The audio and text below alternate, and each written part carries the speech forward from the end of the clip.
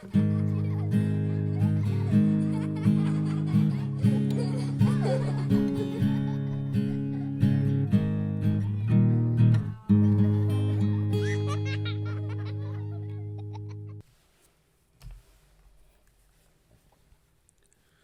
Book of Giant Stories.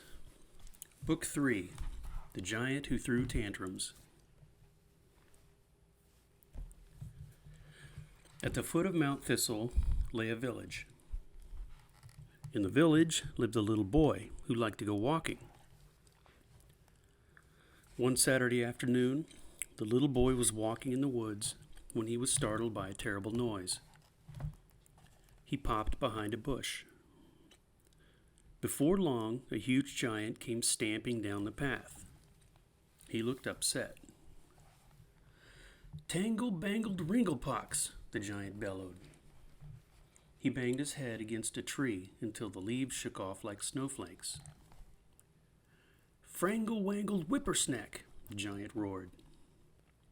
Yanking up the tree, he whirled it around his head and knocked down 27 other trees.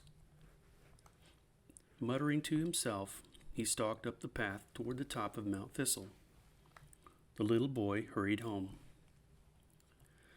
"I just saw a giant throwing a tantrum," he told everyone in the village, and they only smiled.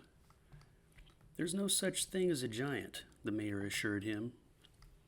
"He knocked down 27 trees," said the little boy. "Must have been a tornado," the weatherman said with a nod. "Happens around here all the time." The next Saturday afternoon, the little boy again went walking. Before long, he heard a terrible noise. He zipped behind a tree. Soon the same giant came storming down the path. He still looked upset. "Pollywogging frizzle-snatch," he hollered. Throwing himself down, he pounded the ground with both fists. Boulders bounced like popcorn.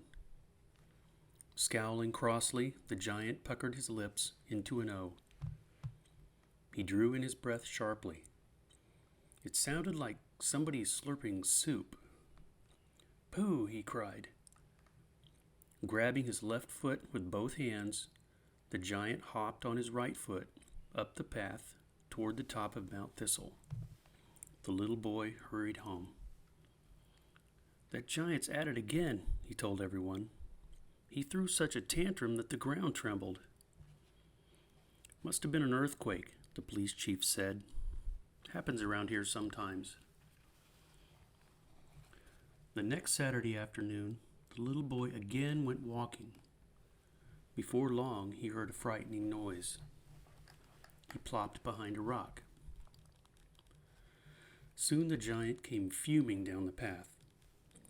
When he reached the little boy's rock, he puckered his lips into an O. He drew in his breath sharply with a loud, soup-slurping sound. "Phooey!" he cried. "I never get it right." The giant held his breath until his face turned blue and his eyes rolled up. "Fozzle humper backawacket," he panted. Then he lumbered up the path toward the top of Mount Thistle. The little boy followed him. Up and up and up he climbed to the very top of Mount Thistle. There he discovered a huge cave. A surprising sound was coming from it. The giant was crying. "All I want is to whistle," he sighed through his tears. "But every time I try, it comes out wrong." The little boy had just learned to whistle. He knew how hard it could be. He stepped inside the cave. The giant looked surprised. "How did you get here?" "I know what you're doing wrong," the little boy said.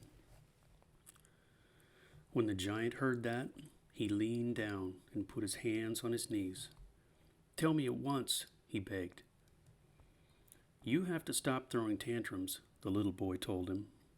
"I promise," said the giant, who didn't want anyone thinking he had poor manners. "Pucker your lips," the little boy said. "I always do," the giant assured him. Then blow, the little boy added. Blow? Blow. The giant looked as if he didn't believe it. He puckered his lips into an O. He blew. Out came a long, low whistle. It sounded like a train locomotive. The giant smiled. He shouted, I whistled. Did you hear that? I whistled. Taking the little boy's hand, he danced in a circle. You're a good friend, the giant said. Thank you, said the little boy. Sometime maybe we can whistle together. But right now I have to go. It's my supper time. The giant stood before his cave and waved goodbye. The little boy seldom saw the giant after that, but the giant kept his promise about not throwing tantrums. We never have earthquakes, the mayor liked to say. Haven't had a tornado in ages, the weatherman would add. Now and then they heard a long, low whistle somewhere in the distance. Must be a train, the police chief would say. But the little boy knew his friend the giant was walking up the path toward the top of Mount Thistle, whistling. The end.